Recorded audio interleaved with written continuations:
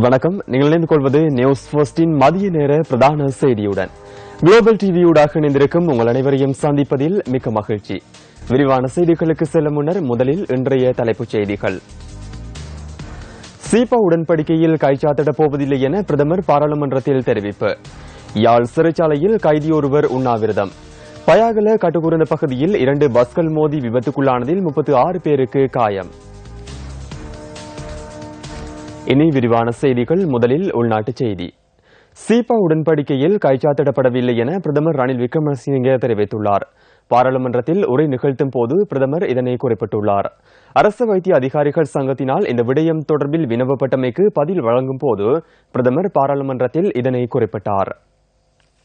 ගරු කතානායකතුමනි, මම මේ ගරු සභාවට නැවතත් අවධානය කරන්නේ අපේ ආණ්ඩුව කිසිවිටක සීපා ගිවිසුමෙන් අත්සන් කරන්නේ නැති බවයි. වෙන නමකින් හෝ එසේ කරන්නේ නැති බවයි. மதிப்பிற்குரிய சபாநாயகர் அவர்களே, இந்த அரசாங்கம் எந்த ஒரு சந்தர்ப்பத்திலும் சீபா உடன்படிக்கையில் கைச்சாத்திடாது என்பதை இந்த சபையில் நான் தெரிவித்துக் கொள்ள விரும்புகின்றேன். வேறு பெயரிலும் அந்த விடயத்தை நாங்கள் செய்ய மாட்டோம்.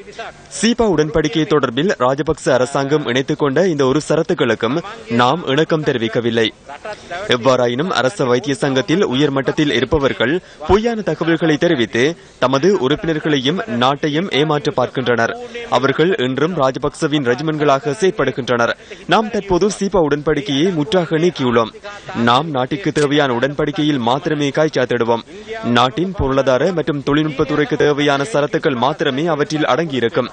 இந்தியாவுடன் மாத்திரமின்றி சீனாவுடனும் இவ்வாறான உடன்படிக்கையை கைச்சாத்திட எதிர்பார்த்துள்ளோம். சிங்கப்பூருடனும் நாங்கள் இவ்வாறான உடன்படிக்கையில் கைச்சாத்திடுவோம். எனினும் இந்த உடன்படிக்கையில் கைச்சாத்திடுவதற்கு முன்னர் தொழிற்சங்கங்களுடன் பேச்சுவார்த்தை நடத்துவோம். கட்சி தலைவர்களை தெளிவுபடுத்துவோம். இந்த பாராளுமன்றத்திற்கு அனைத்து தகவல்களையும் தெளிவுபடுத்துவோம். அனைவருக்கும் தெரியப்படுத்தி பெரும்பான்மை பிரிவினரின் ஆதரவையும் பெற்றுக்கொண்டு ஒப்பந்தத்தில் கைச்சாத்திடுவோம். තරුණ තරුණියන් ලක්ෂ ගණනාවකට අලුතින් රැකියා ආදායම් මාර්ග හිමි වෙනවා. විරැකියාව අද අපේ රටේ දැවෙන ප්‍රශ්නය. මේ ආකාරයෙන් අලුත් රැකියා ඇතිවීම නිසා විරැකියාවට තිරසාර විසඳුම් ලබා ගැනීමට හැකි වෙනවා. சமுர்த்தி திட்டம் தொடர்பில் பாராளுமன்றத்தில் நேற்று தெரிவிக்கப்பட்ட கருத்துக்கள் சில அடுத்து. நாட்டிலே பல ஆண்டுகள் ஒரு தசாப்தத்திற்கு மேலாக 2 தசாப்தங்களாக இந்த சமுர்த்தி வேலை திட்டம் நடைமுறைப்படுத்தப்படுகின்ற போதிலும் அந்த சமுர்த்தியை பெறுகின்ற குடும்பங்கள் பொருளாதாரத்திலே மீட்டு வறுமையை நீங்கி வருமானம் அதிகரிக்கப்பட்ட குடும்பங்களாக அது மாற்றமடைந்திருக்கின்றதா என்று நாங்கள் பார்க்கின்ற போது அது அடையவில்லை என்பதுதான் பதில். அது சரியான முன்னேற்றத்தை அடையவில்லை. எந்த நோக்கத்திற்காக அந்த அமைச்சும் அந்த வேலைத்திட்டம் உருவாக்கப்பட்டதோ 20 வருடங்களாகியும் இன்னும் அந்த இலக்கை நாங்கள் அடையவில்லை.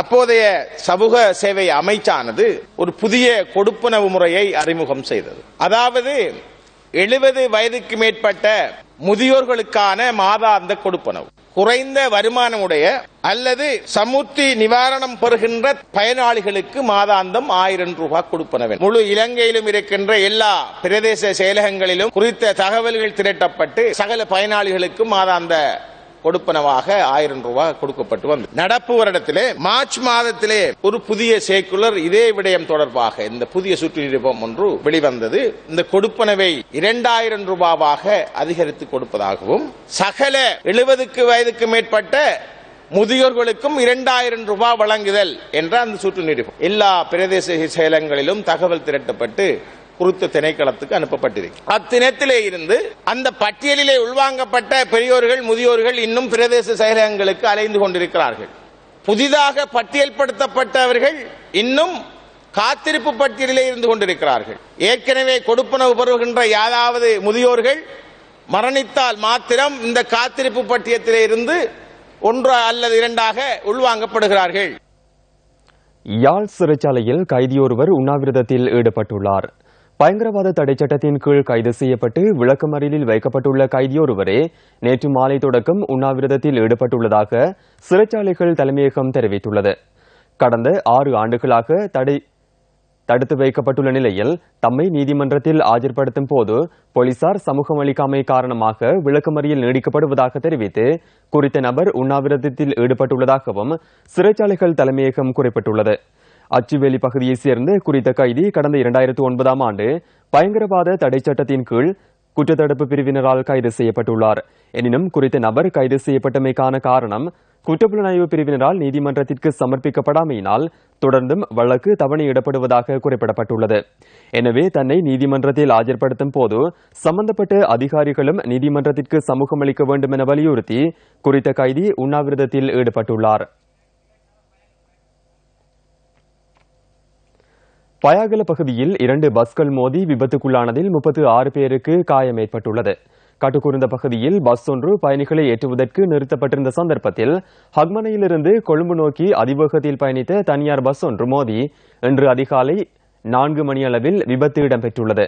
விபத்தில் 3 பெண்களும் 15 ராணுவ சிப்பாய்களும் காயமடைந்துள்ளதாகவும் போலீஸ் ஊடக பேச்சாளர் உதவி போலீஸ் அத்தியட்சகர் ஹுவான் குணசேகர குறிப்பிட்டார். காயமடைந்தவர்கள் நாகோட வைத்தியசாலையில் அனுமதிக்கப்பட்டுள்ளனர். அதிக வேகத்தில் பயணித்த தனியார் பஸ்ஸின் சாரதியும் காயமடைந்து வைத்தியசாலையில் அனுமதிக்கப்பட்டுள்ளார்.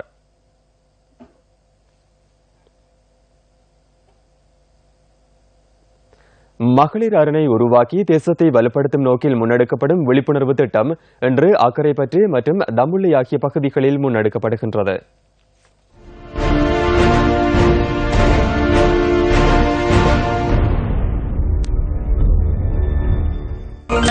பணிந்த மனம் உயர்ந்த குணம் தரும் மாற்றமே உண்மை வரம். நியூஸ் ஃபர்ஸ்ட் சக்தி சிரச ஊடக வலைவைப்பு இலங்கை போலீசாருடன் இணைந்து முன்னெடுக்கும் இந்த விழிப்புணர்வு திட்டத்துடன் மாகாண சபைகள் மற்றும் உள்ளூராட்சி அமைச்சும் இணைந்துள்ளது.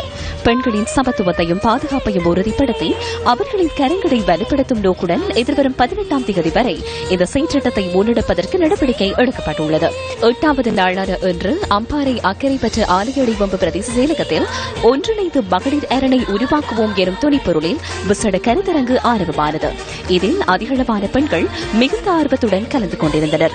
இதன்போது பெண்கள் எதிர்நோக்கும் பிரச்சினைகள் தொடர்பில் கலந்துரையாடப்பட்டது.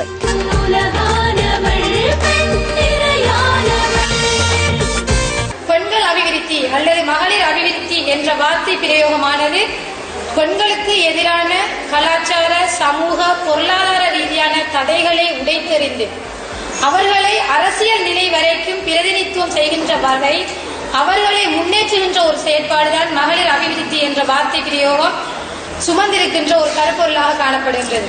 உண்மையிலேயே இந்த தொனிப்பொருளினை அடிப்படையாக கொண்டு ஒவ்வொரு பிரதேச செயலக பிரிவுகளிலும் சிறுவர் மற்றும் மகளிர் அபிவிருத்தி பிரிவு என்பது செயற்பட்டு வருகின்றது. நாடளாவிய ரீதியிலே அரசாங்கத்தின் கவனத்துக்கு கொண்டு செல்வதற்கான ஒரு பணியை முன்னெடுத்திருக்கின்றோம். எனவே நிச்சயமாக உங்களுக்கான சந்தர்ப்பம் வழங்கப்படும். உங்களது பிரச்சனைகளை நமது தொலைக்காட்சியூடாக ஒளிபரப்பு செய்து அதனை உரிய அதிகாரிகளின் கவனத்துக்கு கொண்டு செல்வதற்கான ஒரு வாய்ப்பை நாங்கள் வழங்குவோம். பெண்களின் சமத்துவத்தை பிரதிபலிக்கும் பட்டிகள் அணிவிக்கப்பட்டு மகளிர் அரண் உருவாக்கப்பட்டது.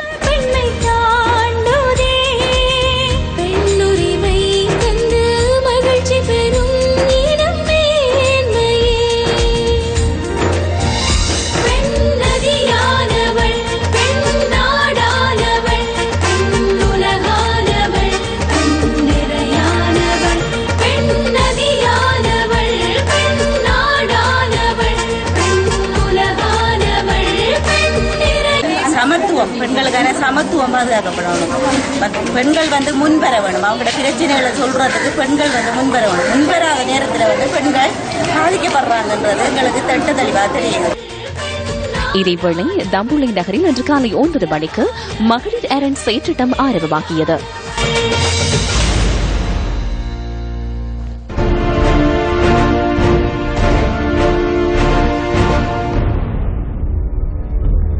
முல்லைத்தீவு முறிப்பு கிராம மக்கள் மீள்குடியேற்றப்பட்டு பல வருடங்கள் கடந்துள்ள போதிலும் தமக்கான மின்சார வசதி இதுவரை ஏற்படுத்தி கொடுக்கப்படவில்லை என மக்கள் அங்கலாய்க்கின்றனர்.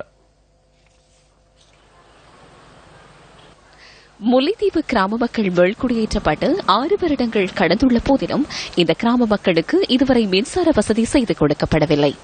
சுமார் 250 குடும்பங்கள் வசிக்கும் இந்த கிராமத்தில் சில குடும்பங்களுக்கே மின் இணைப்புகள் வழங்கப்பட்டுள்ளதாக கிராம மக்கள் சுட்டிக்காட்டுகின்றனர். வடக்கின் வசந்தம் திட்டத்தின் கீழ் மின் இணைப்பு வழங்கப்படுவதற்கான விண்ணப்ப படிவங்கள் வழங்கப்பட்ட போதிலும் பயன் ஏதும் இல்லை என மக்கள் தெரிவிக்கின்றனர். கிராமம் முறிப்பு கொத்தியாம்பம். இந்த கிராமத்தில் உள் வீதிகள் மற்றும்படி பாடசாலைக்குரிய வீதிகள் மற்றும் சுகாதார சீர்கேடுகளோட இங்கே உள்ள பிள்ளைகள் எல்லாம் தண்ணீர் ஊற்று பாடசாலை நீண்ட தூரம் போய் வருவது. அத்தோடும் இங்கே கரண்ட் இல்லாதபடியினால கரண்ட் ஒரு பகுதியை கொடுத்து ஒரு பகுதியை கொடுக்காமலுக்கு இவர்கள் இன்னும் போஸ்ட் கட்டைகள் கூட நடவில்லை. ஊர்வனங்களினதும் விலங்குகளினதும் தொல்லை அதிகரித்து வரும் நிலையில் தமது இரவு பொழுதினை அச்சத்துடனேயே கழிப்பதாக மக்கள் அங்கலாய்க்கின்றனர். எங்களுக்கு 4 ரோடு போகுது, 2-3 மைலுக்குள்ள. அதுக்குள்ள 225 குடும்பம் அடங்கி இருக்கு. அவ்வளவுக்கும் உங்களுக்கு கரண்ட் பிரச்சனை, பிள்ளைகள் எல்லாம் படிக்கிற கரண்ட் பிரச்சனை எங்களுக்கு பெரிய பிரச்சனையாக இருக்கு. அதைத்தான் எங்களுக்கு முதலுதவியாக தந்து மாறுகிறது. பாடசாலை செல்லும் மாணவர்கள் தமது கல்வி நடவடிக்கைகளை தொடர்வதில் சிரமங்களை எதிர்கொள்வதாக பெற்றோர் சுட்டிக்காட்டுகின்றனர். ஒரு 90ஆம் ஆண்டு காலப்பகுதியிலிருந்து நாங்கள் கரண்ட் இல்லாமத்தான் அந்த காலம் தொட்டே இருக்கிறோம். அதே மாதிரி இந்த காலத்திலும் நாங்கள் கரண்ட் இல்லாத சூழலான் விளக்குகள் வச்சுதான் எங்களை பிள்ளைகள் படிச்சு கொண்டிருக்குது.